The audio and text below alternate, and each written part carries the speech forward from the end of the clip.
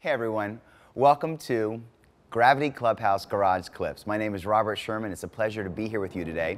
And we're going to focus on the continuation of a plank and an extended plank series that we were doing in our video in Mindful Mechanics. Now, one of the essences of plank is that it creates a foundation of strength and stability that we're looking for in every exercise that we do. The strength of plank is one of those positions where our bodies are facing down, and as we face the ground, all the muscles have to work up to stabilize that torso. So it's a great position to start to build. The connection to the angle against gravity is that now when I'm changing the angle against force, my body's got to work a lot harder to do the same action where I would be on the floor. The good news is that because I have this sense of where I'm going with my body, it then produces what is a moving context. So because I'm moving my elbows and moving my body, I can create a deeper sense of lat activation and shoulder mobility at the same time as maintaining my core strength. Every sport plays this way, and so this is one of the things that we need in our movement progressions. When I run down the street, when I extend my body, all that has to take place. This control from my center, moving into what is arms and legs, is where this essence comes from. So this becomes a foundational movement pattern. Foundation is something we're going to build upon. In the workout, what we had was the forearms on the glide board, and we extended our body forward, moving into what is that extended plank, noticing that our hips aren't dropping, not letting go, but maintaining that activation.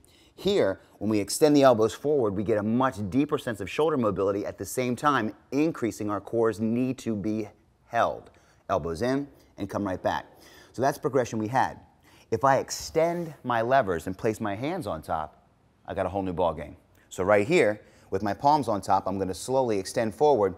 Now when I reach out, because of the longer lever, my muscles work a lot harder, a lot sooner. Therefore, I can't go quite as deep. And as I build that progression, the strength and the control of my body also increases. Coming back slowly and up.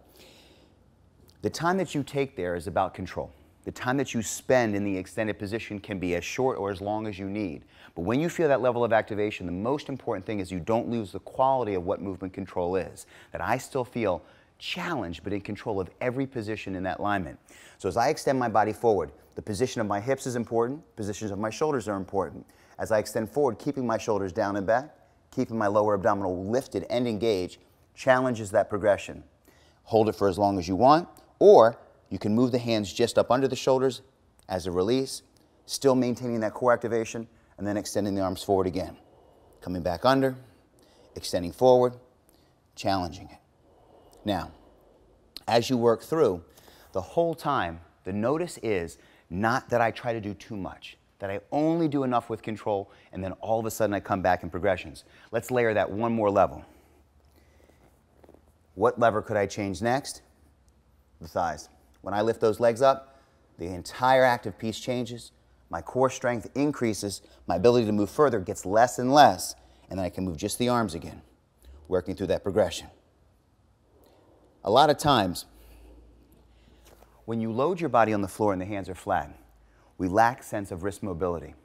When you move up the glide rail, what happens is that the glide board moves and the angle of my wrist becomes less, which means I can hold that for longer. If I was on the floor and tried to extend or just hold that push-up position, this might be difficult.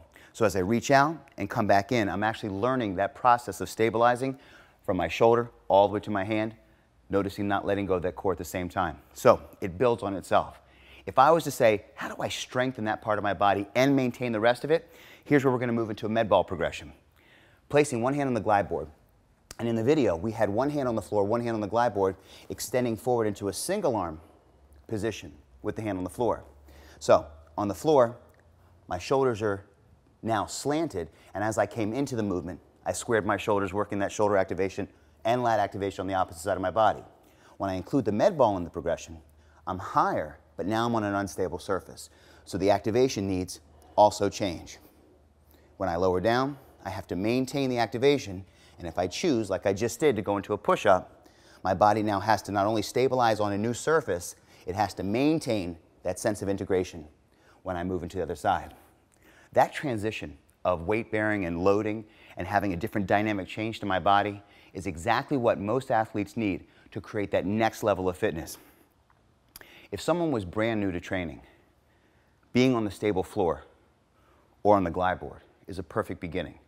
Moving them into what is unstable surfaces or different angles against gravity is how we then create and facilitate deeper levels of changes for the body.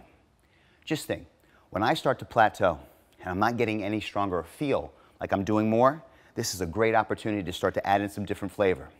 I could take this one step further, placing my hand on top of the med ball and glide board coming forward. I could then lift my knees off the floor.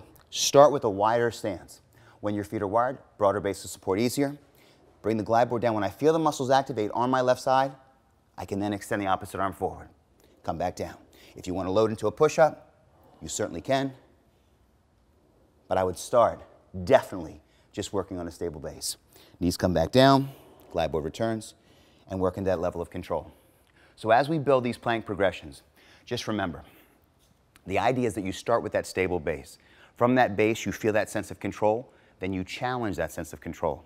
After we've challenged it, we change angles, we change lever lengths, and all of a sudden, with angle changes, lever length changes, the plank, which was once challenging just because I got to hold my body in position and then move my torso in space, now becomes increasingly dynamic. I feel stronger, I'm able to do more work, and ultimately, I'll be able to play like I choose. Thank you very much.